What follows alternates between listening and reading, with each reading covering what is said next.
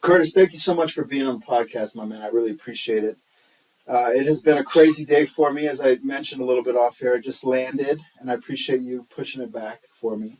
Um, I just really want to know who you're going to fight next. I know that you had that Ospinall fight that was very strange. He tore his knee very early on in that. And you handled that like a champ. I think that was very graceful of you. I was watching that live, and I thought, man, he's handling this better than I would have. But the heavyweight division, I was on the flight and I was looking at the rankings. Like, it's very odd. I don't know who you'd fight and when you'd fight. But if you could paint a perfect world, who would you fight and when would it be?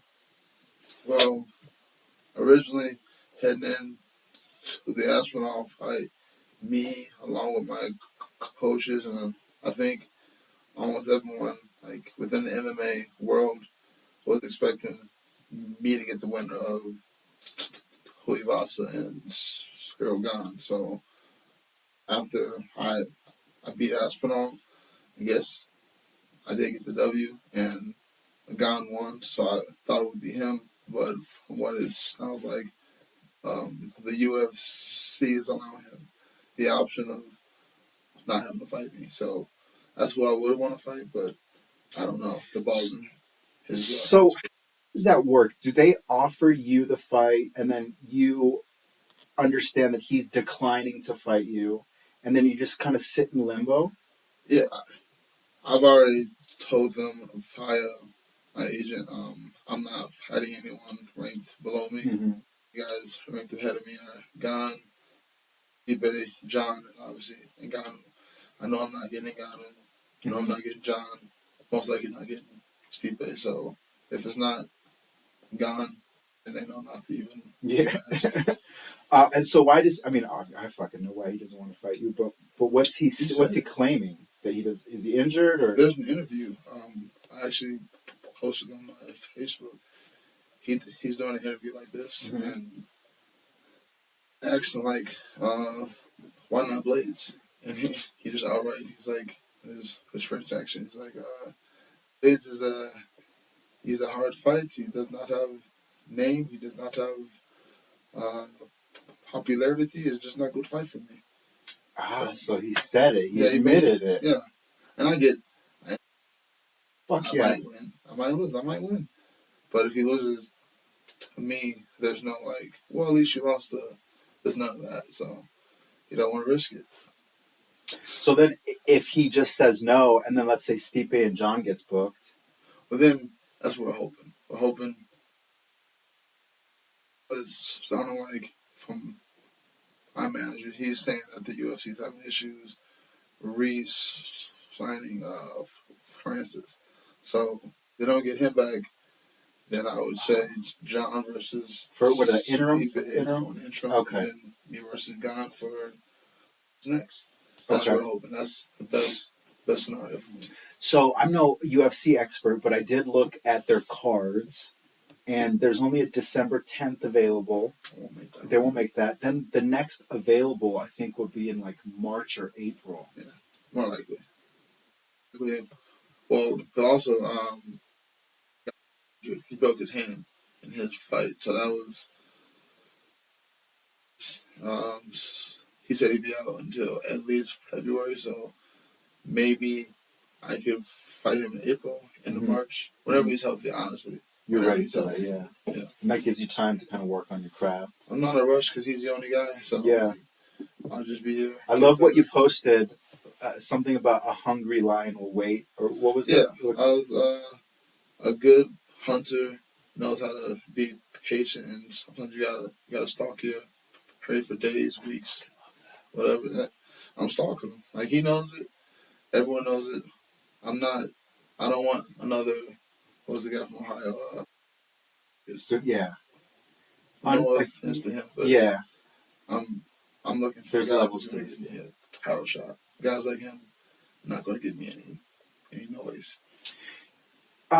What if they give you an opponent that is a fairly easy victory and it's a quick paycheck? I mean, what if that presents itself? Are you still just too high of a risk?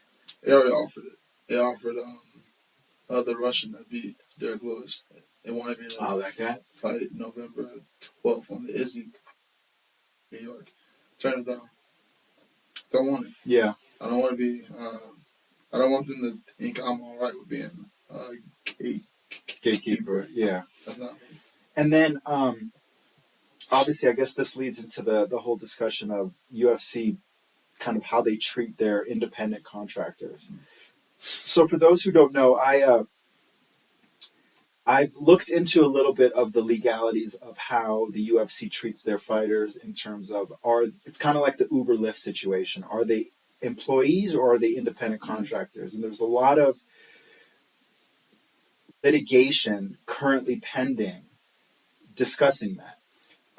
I originally thought it's in your guys' best interest to become employees. Originally, that's what I thought. Health benefits. Exactly. You get those benefits.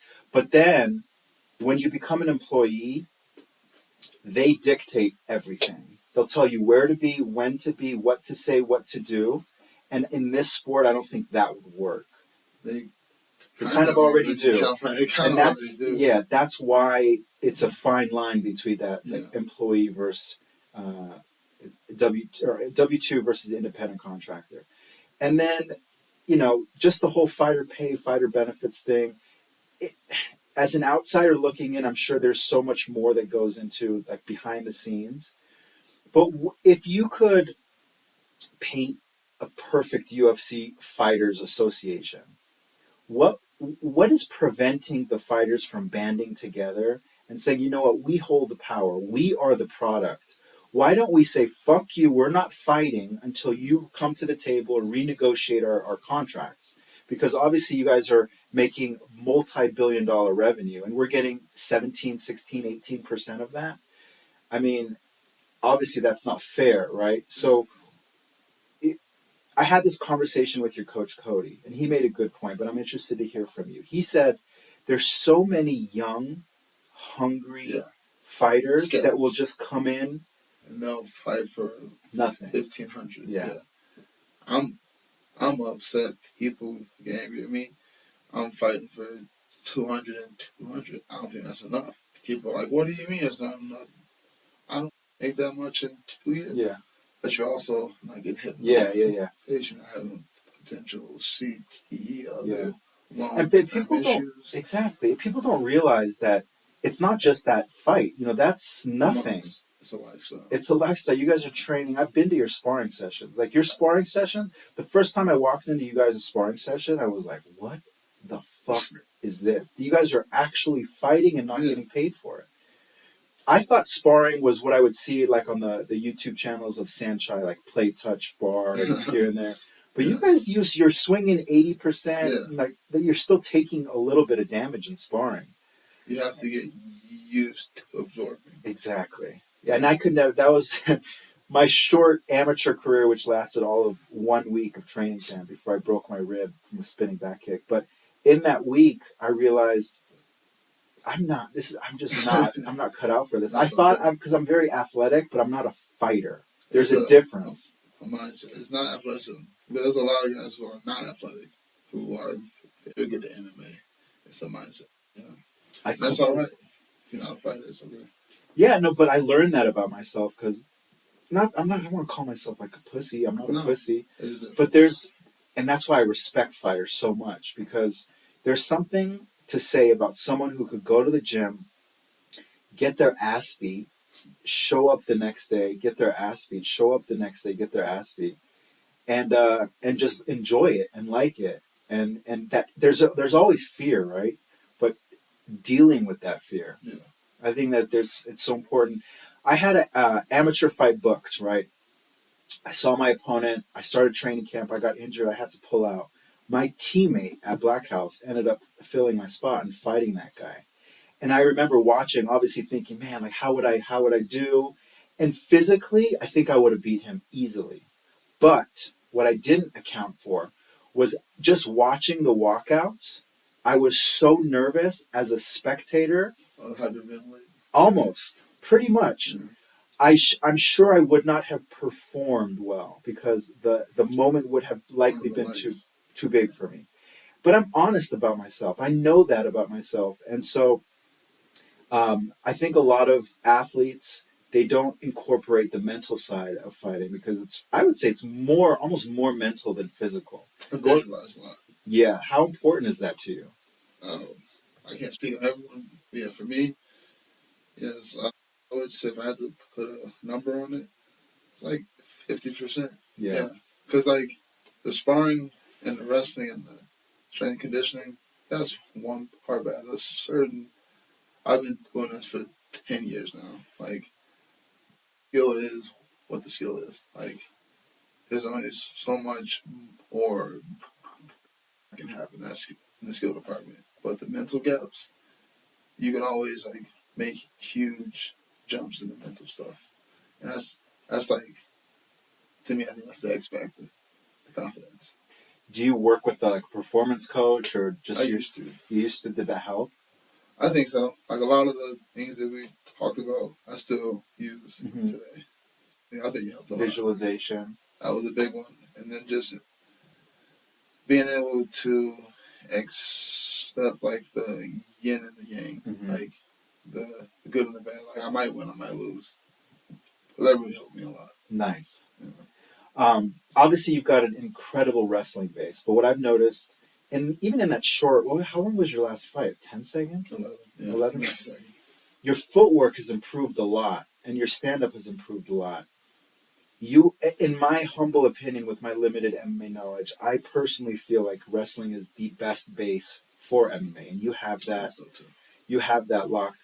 How does wrestling open up your stand-up? Is it just the shot, the faking of the shot, the showing of the shot?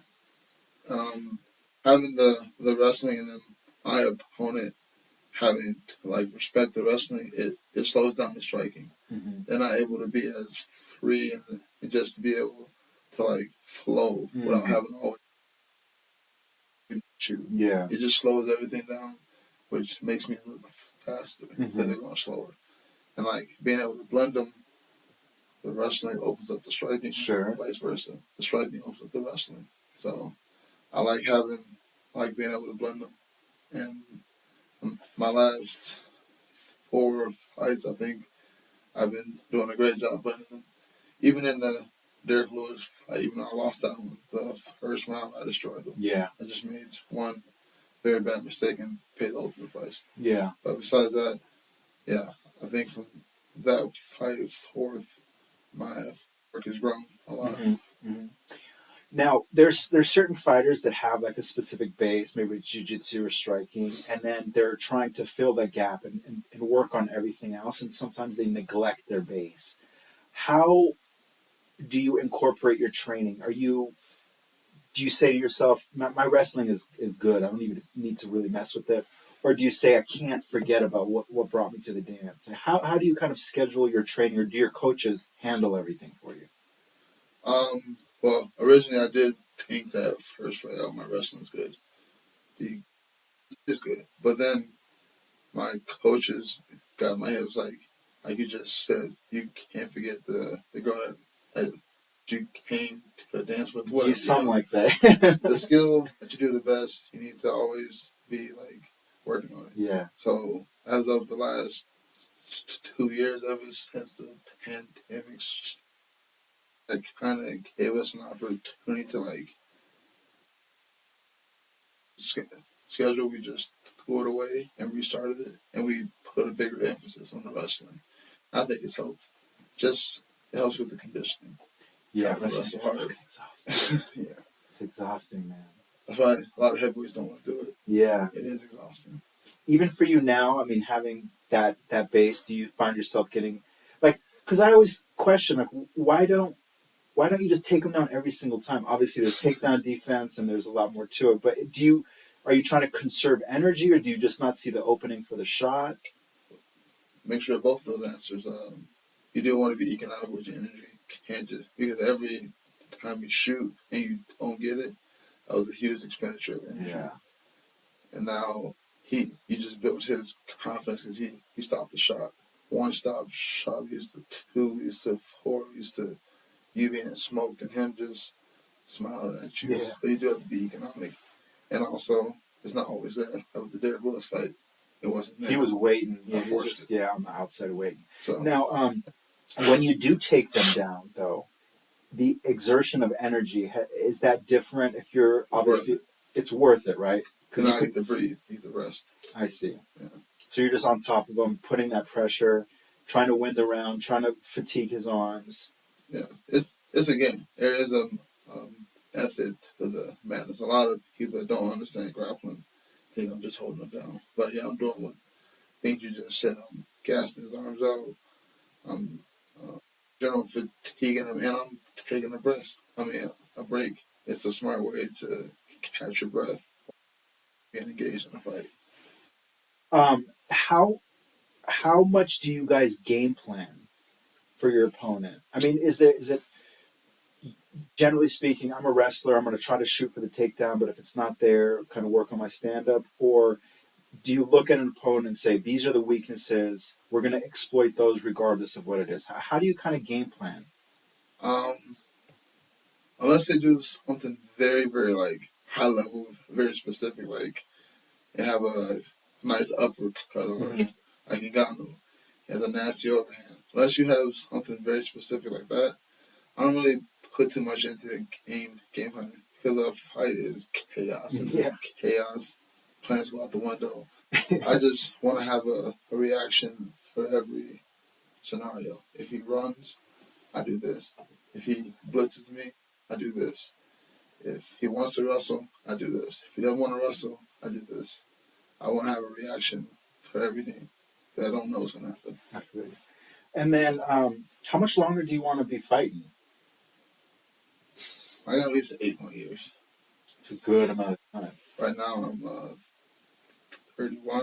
My birthday's in February, so February yeah, what? 8 years.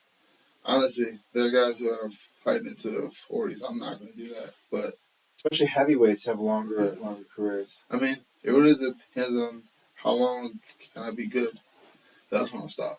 When I can no longer go into a fight with the confidence of I can win this. Like if I'm going into fights like it's gonna be a long, then that's when I'll stop fighting. Bring this a little bit closer to.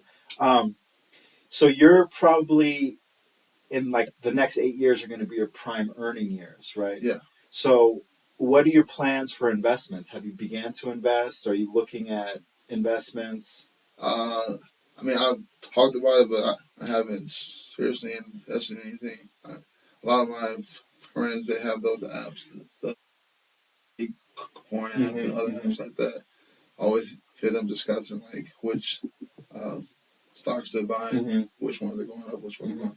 Um, I I want to get into it, but I just don't have enough personal information. I don't feel confident enough in that one.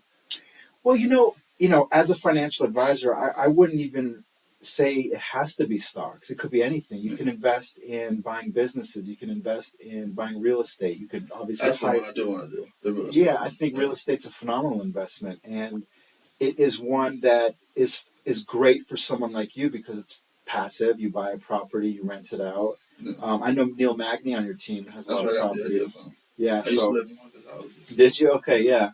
I just think it's important as athletes because unlike you, my career, my income generally is going to trend Yeah. upwards as I get older. But you guys have this short window where you make massive amounts of money, and so it's important to extrapolate that over your lifetime. Obviously, you're going to earn income outside of fighting and doing whatever. Yeah, but it won't be what I'm It making won't now. Yeah. won't be what you're earning. So, yeah, I would just kind of advise you as a friend to just get in the habit of you have that fight paycheck, put a certain portion of it, just go and buy. Denver's a great market. It's always going to be fairly good. Buy a small rental property.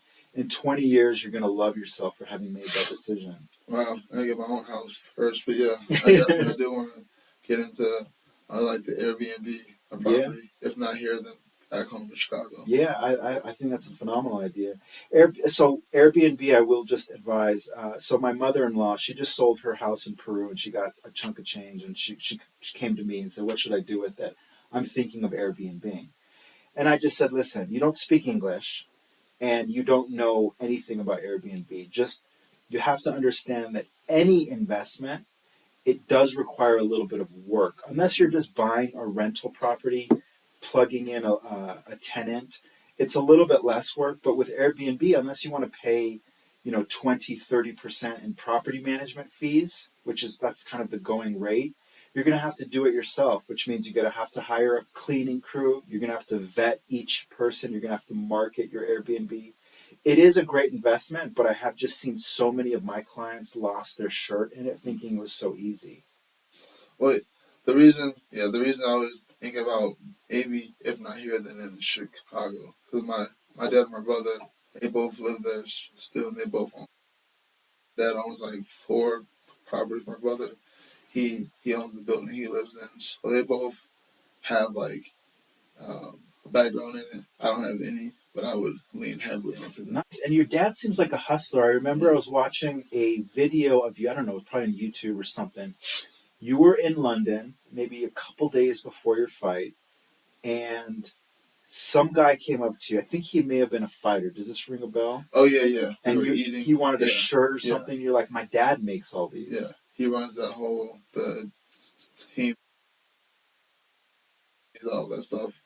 I'm not involved. A lot of people hit me up asking me like, "Oh, I ordered a hoodie and I didn't get it." I redirect them to my dad. And that's what that was about. That guy had ordered the hoodie. He lived in Australia at the time when he ordered the hoodie. He didn't get it.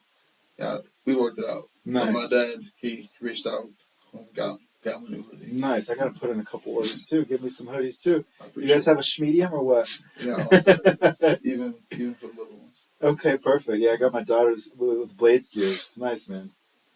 So I want to go back to the fighter pay, fighter benefit stuff because I know that you've been fairly vocal about it, and I appreciate that about you because I know that some fighters want to kind of cozy up to Uncle Dana and not talk about He it. already don't like me, so that's okay. Yeah, I go back and forth with this so often because as a business owner, I understand the business. If I've got employees, if my employees are happy with the money I'm paying them and they don't come and cause a ruckus, I'm not going to just give them more money, right? I get it.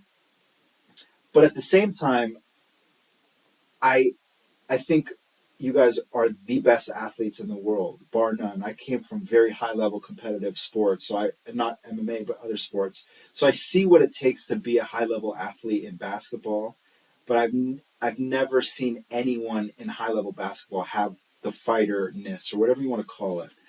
And so I just feel like, man, these guys are going out, putting their bodies, their brains on the line, and they're just not being compensated for it. Nor do they have an insurance policy that would protect them. So that's why we are working on that insurance policy that I kind of talked to you about off air.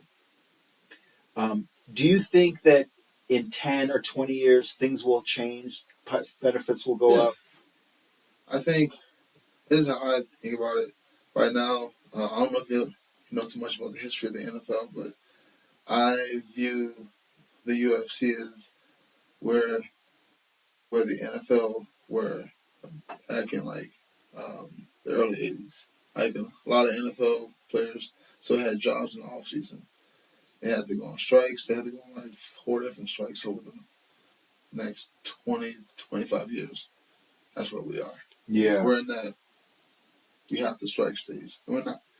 Strike's not going to happen. We're not unified. We got guys from Japan. Yeah. Guys from, It's too tough. yeah. So that's not going to happen. That's where we are. And it's going to take about 10 to 20 years of slow, incremental hug of war to get where we need to get to. But yeah, I think we'll get there. I agree. I think that's the best way. You put it so perfectly because for those of you who don't know, the sport is what, 25 years old? It's very young. It's infant, infant stages. So I think you guys obviously get paid very well overall compared to normal Americans, but you're not, behind a cash register. You're not, flipping burgers. You're doing very dangerous work, but also you guys bring in a lot of revenue, That's the thing. So the money's there.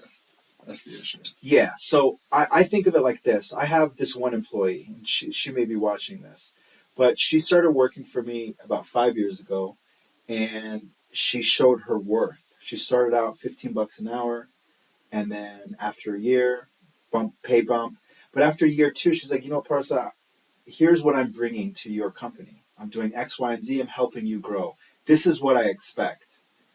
If she would have never came to me, I would have just continued to pay her what I was paying her. But she did bring a lot of value, and I could not afford to lose her. That's how much value she brought to me. So I gave her what she asked for. And I want the UFC fighters to do this. I understand why they won't because of those kind of stragglers at the very bottom. But I don't think it requires the entire roster. No. I think maybe if 20% of the roster kind of striked, but of those 20, maybe 10 of those fighters were big name, you being one of them, but big name fighters, then the UFC has no choice but to come to the negotiating table because A, it's bad for them publicity wise. B, they've lost 20% of the roster. They're going to have to fill that. And you can't fill that with good quality talent just overnight. You know, you have to go out and find those fighters. Um, and I wish I knew how to do it. I wish I could get on a mega speaker and tell these UFC fighters, you guys have the power if you just band together. I'm beating a dead drum right now, I know, but No, I like your idea. I think the only slight tweak or adjustment I would say is I think it would take top five of every division. Of every division. top five of every division. Yeah. That's without that, there's no division. Yeah. The issue, of course, is now those top fighters are generally earning. You know, they've put in their dues. Now they're earning the big paychecks. They don't want. Yeah. That's what it would.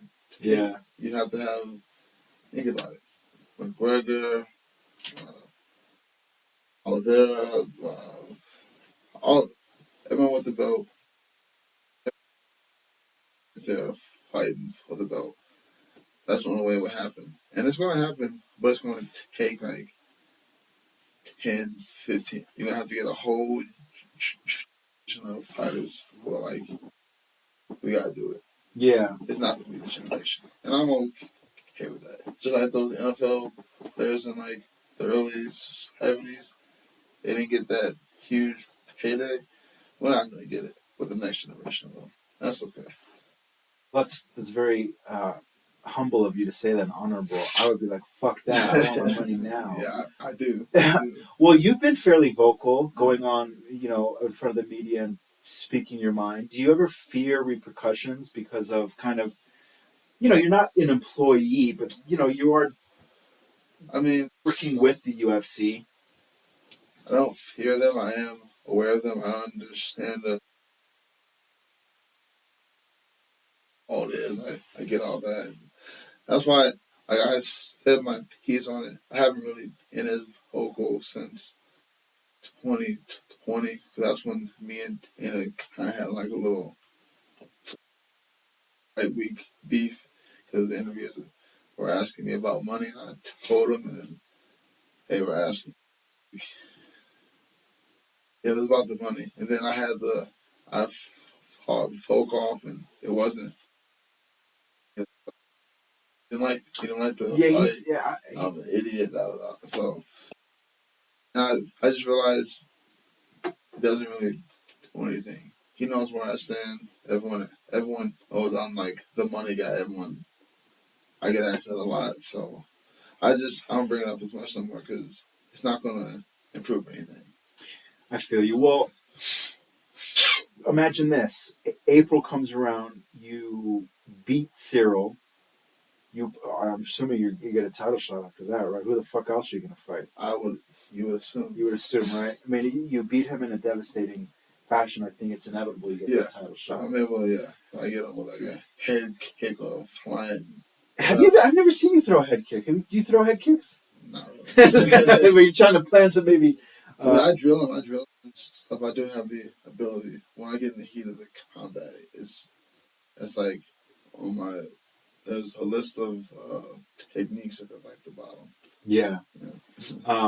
So let's say you beat him. You have that title shot. You win the championship. Do you think that obviously you're going to be making very, very good money then? Do you think you'll be satisfied, or do you think you'll still be vocal and feel like you guys are being underpaid? I am still being underpaid. I mean, I just like Francis right now. He's like, I don't think I'm getting paid enough. I don't think he is either. I think if you have the belt, you should be earning at least 5 million a fight. I have a buddy of mine who's intertwined in the Francis Ngannou stuff. I can't say anything on here. I'll tell you off air, but there's some very interesting stuff going on. Fuck, I wish I could say it on here. But anyways, um, how would you fight Cyril? Because he's obviously he moves like me, and he's 240, 50 pounds. He's very agile, very quick on his feet, keeps the distance. How do you fight someone like that? And I don't you don't have to give away your game plan, but game plan is always the same. Use my footwork, use my boxing, and the threat of the wrestling. That's what slows. It's a lot harder to dance like that. Because every time he does those stand switches and skipping, he brings his you shoot on that. feet together. That's not good. And he has zero wrestling background. Exactly. That's why they don't want to fight me. Because he can't And wrestle. you know that the saying of there's levels to this. I experienced that today in business. There's just certain things. I don't give a fuck how talented you are, how smart you are, how hard you work. There are levels, and those levels take time. And you have how many years of wrestling? Since '05. 16 years of wrestling. Yeah, a lot of years wrestling. The best athlete in the world couldn't get your level of wrestling without 16 years of wrestling. Yeah. You just can't. There's certain things. And what I was talking about today in business, I met with an investment manager, 76 years old, and I was talking to him about the markets. I said, what about, this sector has a lot of room for growth, that sector? And he put me in my place, and I'm glad he did, because he shared his, 40 years of wisdom with me. And he said, you're trying to hit a home run with these investments. And consistency will always outdo a home run. It's probably the same in sports as well. I don't look for knockouts.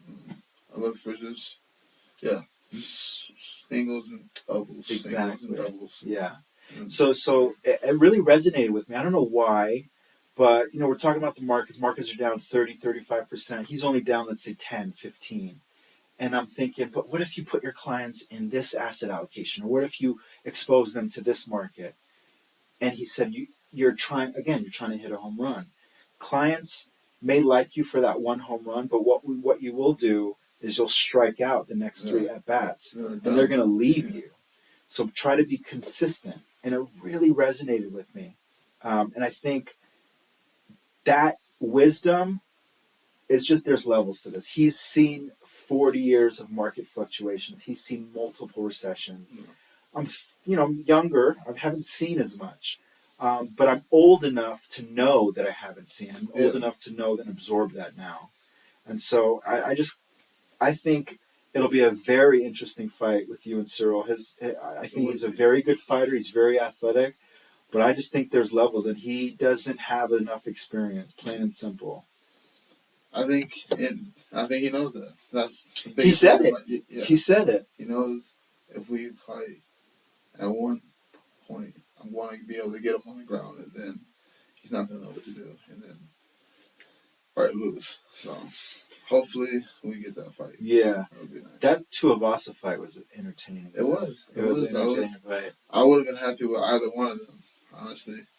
Had Tuivasa won. He can't wrestle either. So yeah, that's why they just stood up the whole time. So Cyril cannot get a title shot after just one win, right? I mean, I'd hope not, but I've seen some crazy things happen in the UFC. There's no one else. If you could pull up the UFC rankings, don't worry about it. He should have to fight me. He should. It's the perfect most sense, but. So how does your contract work?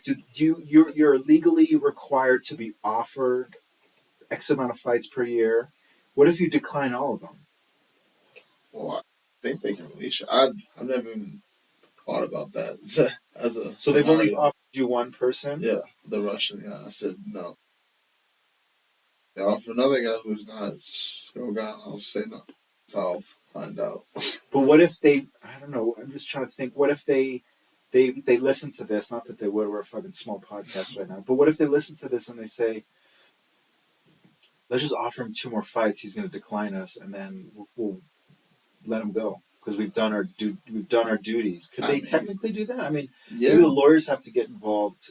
But well, I only have one more fight with them, so on your contract, yeah. Oh, that's a very nice position to be in as well. Yeah. Are you going to test free agency?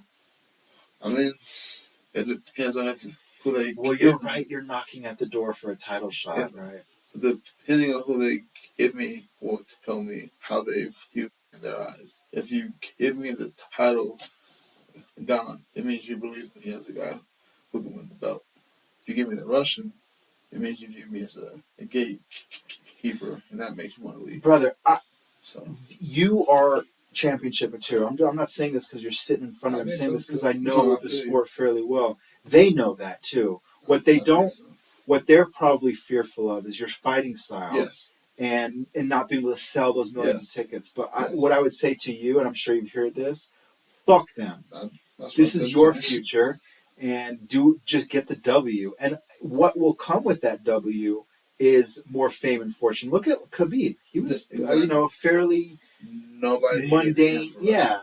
No, but it's because I'm a heavyweight, and people don't expect wrestling is a skill. Heavyweights expect you just to be an unskilled brute. Yeah. Just go in there and swing. I don't want to do that, and I think I've been punished for having a skill that they don't expect out of heavyweights. Yeah, you probably have, but you haven't even hit your prime yet. You still have a solid career in front of you. I am so excited to see you over the next 8 years, and I think that you will get the belt. I just don't know whether it's going to be in 2023. Could be 2024, but if it doesn't happen in the next 2 years, then some serious. It'll happen. Ain't gonna do. It'll happen. You just keep putting in that work. I see you at the gym every time, putting in work, putting in long hours. I like this stuff. I genuinely enjoy hitting pads, hitting the bag, doing a little skill workouts. Sparring, not so much. I don't like it. But everything else, I get so scared. I get so scared, man. It's debilitating how scared I get. Even maybe 3 or 4 weeks ago, I sparred, and Rich, Rich Marquecho? Yeah, he was sparring at Hama, yeah. And I hadn't sparred in a long time. And I knew, my cardio's not going to be there. I haven't been punched in the face. It's the lungs. I have maybe a round in me. That's what makes you scared. So I did a round. When I'm out of shape, I'm scared too. Yeah. Bless you. Thank you. I did a round. The first 2 rounds always just kind of first just boxing, then kickboxing. So those rounds I was like, okay, I feel good. And then sparring started and the anxiety kicked in. And I got fatigued in 20 seconds. Yeah. And I knew I got 2.5 minutes left in the round. And I didn't want to be a bitch, but I kind of wanted to be a bitch because I'm thinking every time I've been in a sparring session where I feel like this, I get injured. And I can't afford to get injured right now. I got fucking family, I got business to run. I just don't want to get injured. So I just played defense, and I just got through the round. That's okay. Yeah, you're not getting paid for this stuff, so it's okay. Yeah, but that feeling of full-on fear before sparring, it does it ever go away? I get it. It happens to me before fights. Sparring, no, because I've sparred these guys so many times. It's I know what they're going to do. Yeah. So that's gone. But you have it because you're not sparring every week. So right, once a year, twice a year. Inoculated. It don't hurt me no more. But before actual fights, the hour and a half before, you're scared. I got jitters. It's just you don't know what's gonna happen. And I've been the butterflies are there before. Even fights where I've destroyed guys. Even if huge jitters. It's Alistair. It's you fucked it up. Is he gonna knock me out? You fucked it up so bad. Oh man, I was watching the highlight. That was a rough one. Yeah. That was a big one for me. That was the Yeah, one that was huge. got He me had a big ranked. win in Germany, or where was it? Holland? Yeah, Holland. Yeah, Yeah, he had a huge win. that's where Zach went. Zach, Yeah. I would have went, but I had a wedding last weekend. So Okay. When your homies got married or what? my girlfriend's stepbrother. Got it. It was in Illinois, so yeah. Otherwise, I would have went. I've always wanted to go to Holland. Yeah, get I some want to do all Dutch the drugs. kickboxing in. No, I want to do all the drugs. What, mushrooms, acid? What else is there? I don't know. Yeah, those are good drugs to I'm gonna do. go. Yeah. I'm gonna go out there because Alistair lives there. So I always have a reason just to go out Nice. Is he like the man out there, just runs shit? there. Yeah, I bet. he's a god. He's a god over there. They love him. He thinks that's how it is over here. He's always in like he doesn't understand. People don't know who you are, Alistair. Yeah, yeah. MMA is to me, it's like what's crazy about this sport to me, man. So before Conor McGregor stepped on stage, I was like even below a casual. I would watch like a Tito Ortiz fight or a Chuck Liddell fight, but that's it. And then Conor came on stage, and obviously the whole world was taken by storm. And then that's how I started to train actually, because growing up I was a very competitive soccer and basketball player, so sports were huge to me. And then I just Kobe Bryant and Lakers and all that thing. I was whatever about MMA, but when I started to train, when I started to fall in love with the sport, I haven't watched a Laker game, I think, in like 4 years. I don't even know who's on the Broncos. I don't give a fuck about any. I went to the Bronco game last week, the like 12-9 game. I left halfway in the fourth. I just don't like it. Doesn't sports to me almost are completely separate from MMA, and even Muay Thai. Like Muay Thai was my first love, but there's just something about it that I feel like it's tarnished other sports to me. I don't know how to explain it, but it's not as brutal. It's not as beautiful and brutal because the nuances of a fight, like knowing a little bit more about position and about distance. You can see like, oh, yes, he's gonna set that up. Yes, yeah, I like that too. Yeah, and it's I'm captivated. Like I'll watch almost every UFC. I'll watch almost every fight on every card. Almost, not like every fight, but even if it's like a prelim strawweight females, like if she like if they've got good striking, I'm like, fuck, that's beautiful to watch. I watched like half of them, but I commend you on that. Like we need more. All this to say, I think that in due time, people will understand the sport. They'll learn the sport. They don't have to train, but it would help. It helped me tremendously understanding the sport.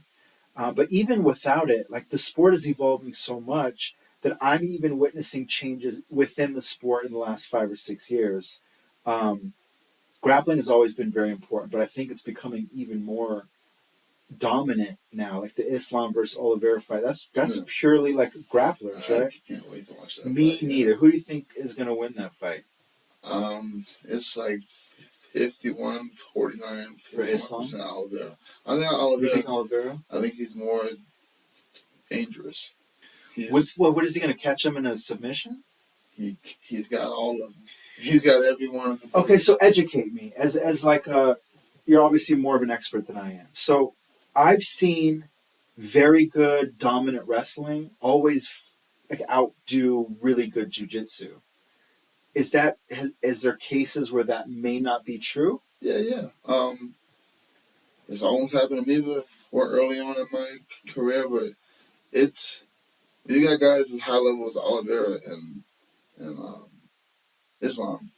Oliveira, he has so many options. There's no way you can defend them all. If he tries every door, eventually the door can open. It's just how long can Islam keep blocking the doors for? I don't think he's going to be able to do it. Do you think he's going to come out pressuring Islam? Because everyone, I would. Because what are you going to do?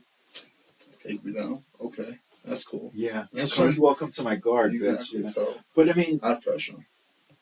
In a guard, he's got heavy hands. Yeah, Gaethje said that. Yeah, you interviewed him too? Yeah. No, I want to get him on here, but Yeah, I remember in a podcast or in an interview, he's like, I never felt anything like that.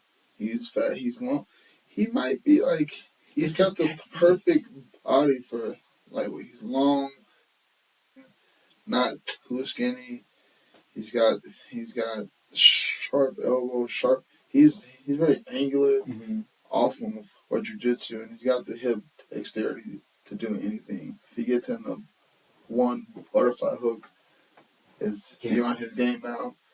And Islam's very good also. Like, it's all depends on if Islam gets on top, is he able to free his hands and really do some damage? That's how you beat up a black belt. You hit him in the face. But if a black belt's able to wrap your arms up the whole time and frustrate you and always move you off balance and all that and get the stand up, and now you're gassed out because you got the takedown with no damage. And that's the battle. It's gonna be a great fight. What are the main submissions that you can pull from guard, or what should Islam be cognizant of? Guillotine. That's the one. From guard? Oliveira?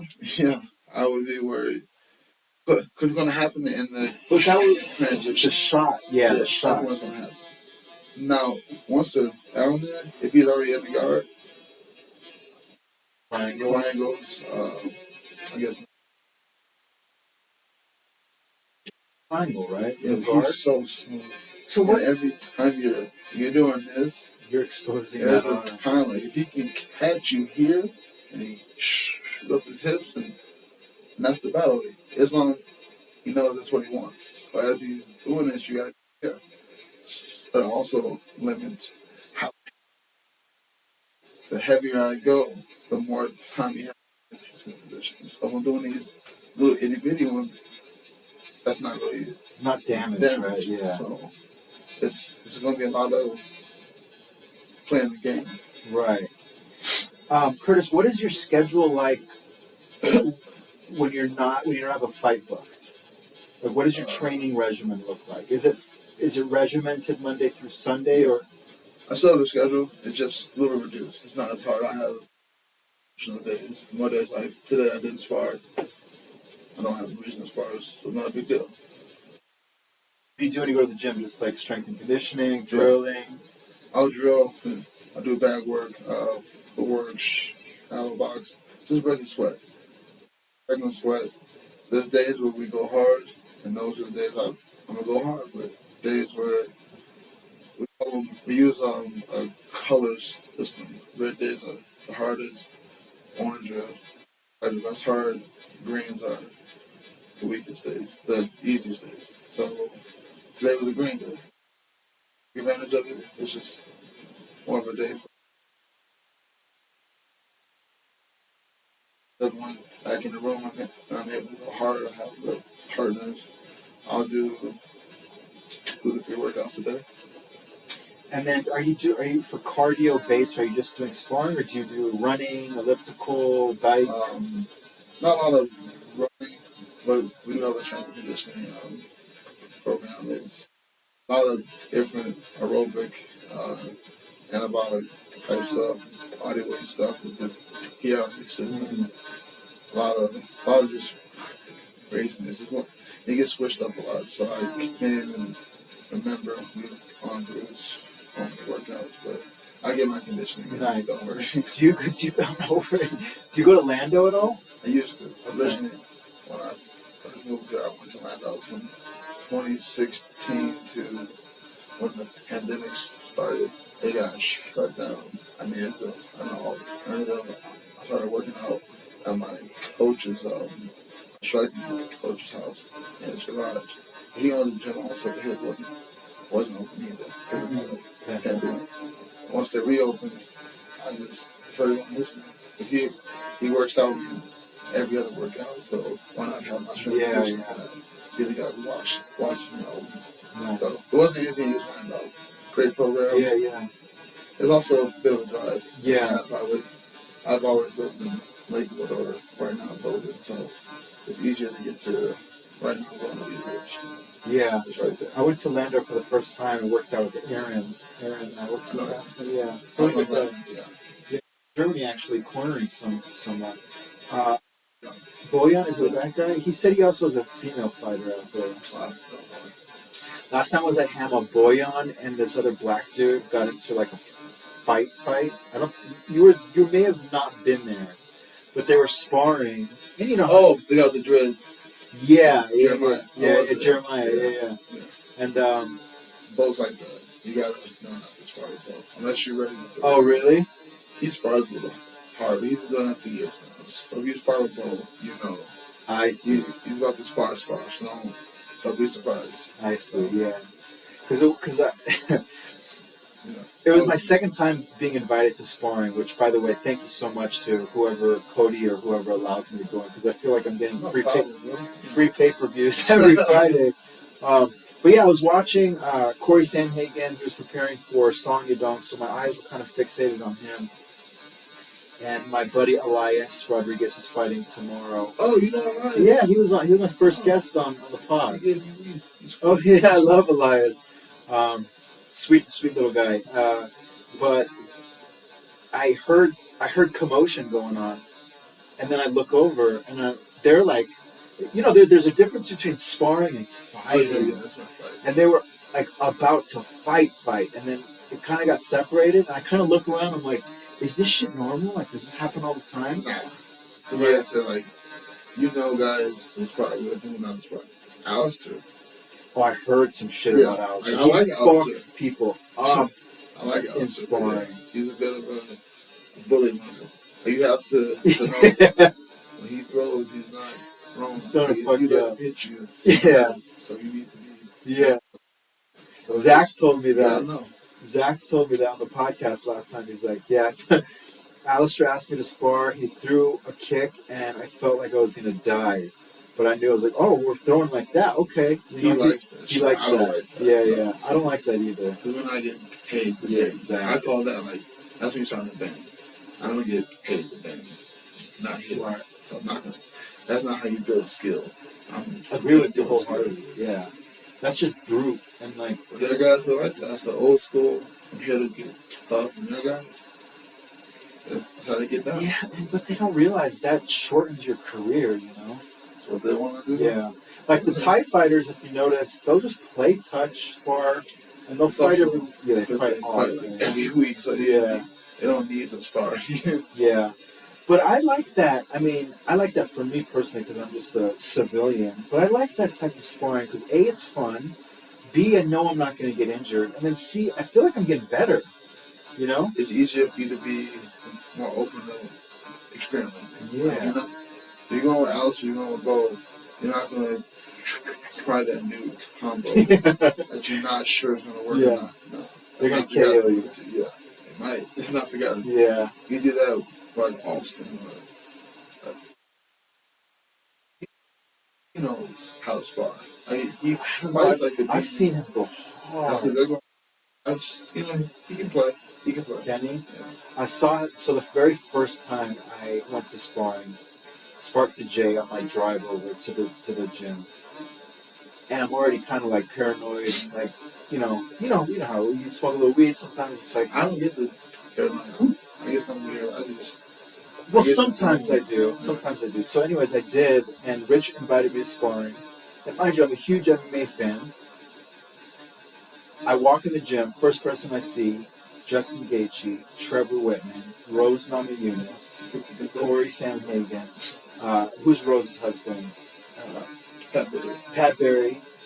And I'm like, all like, when you're in that state of mind, it's just a lot to take in. My heart's beating out of my chest.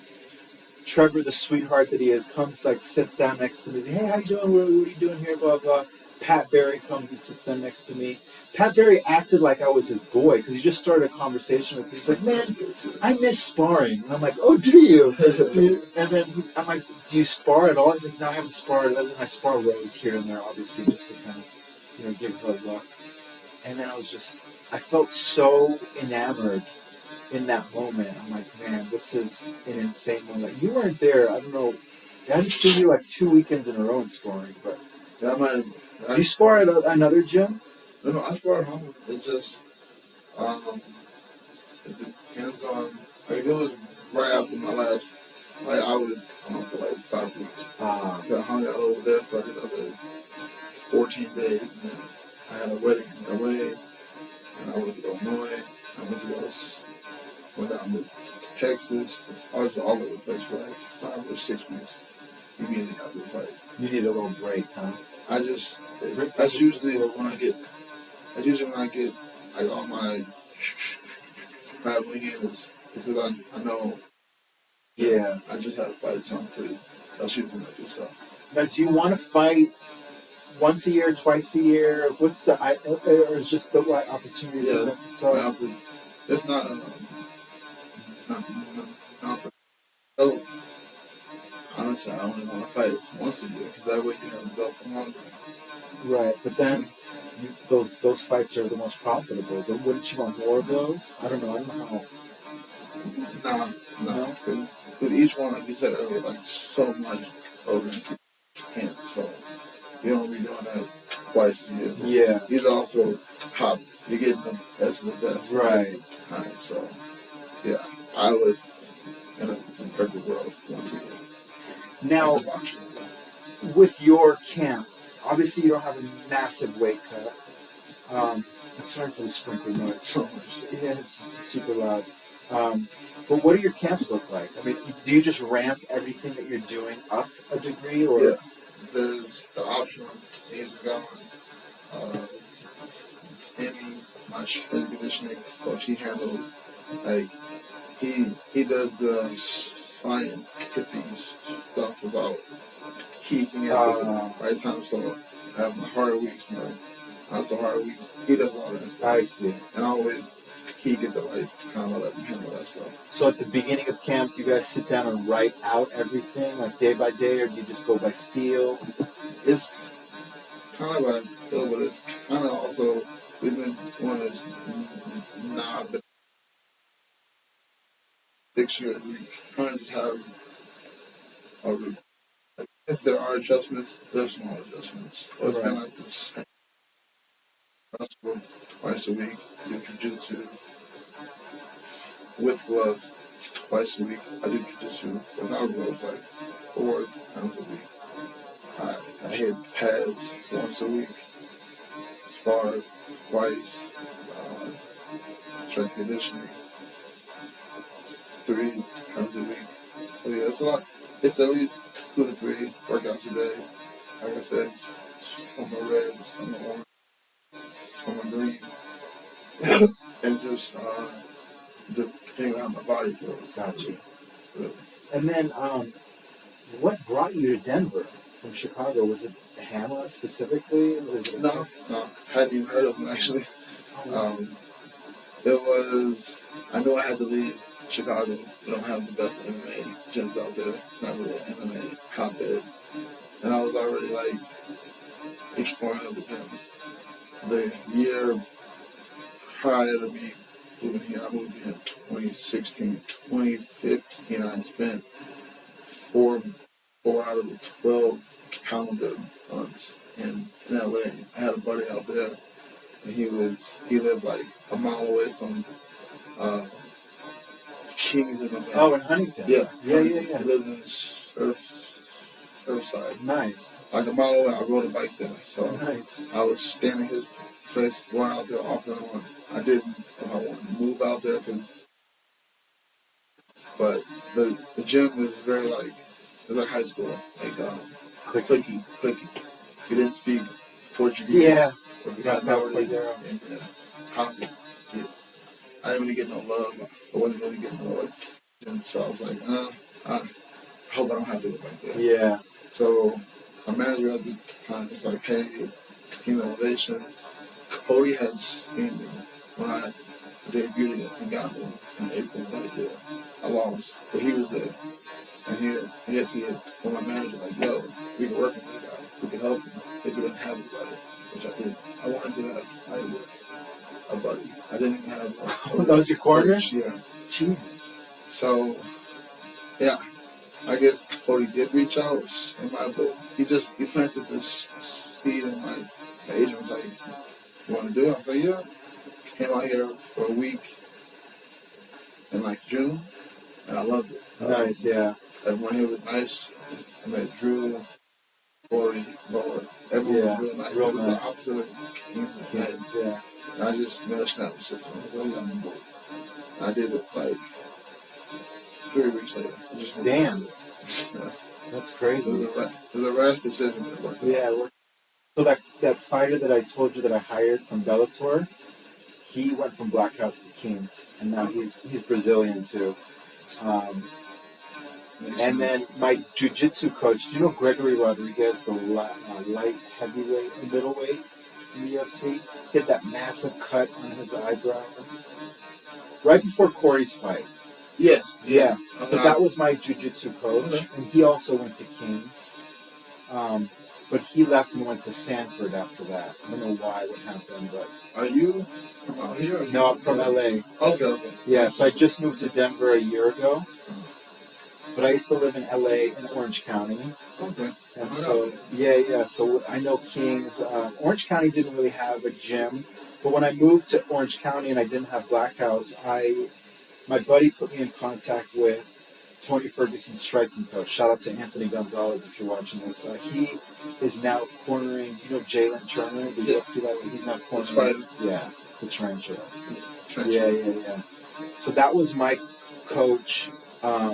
And he was the one who actually told me that you're pretty good, you need to take an amateur fight.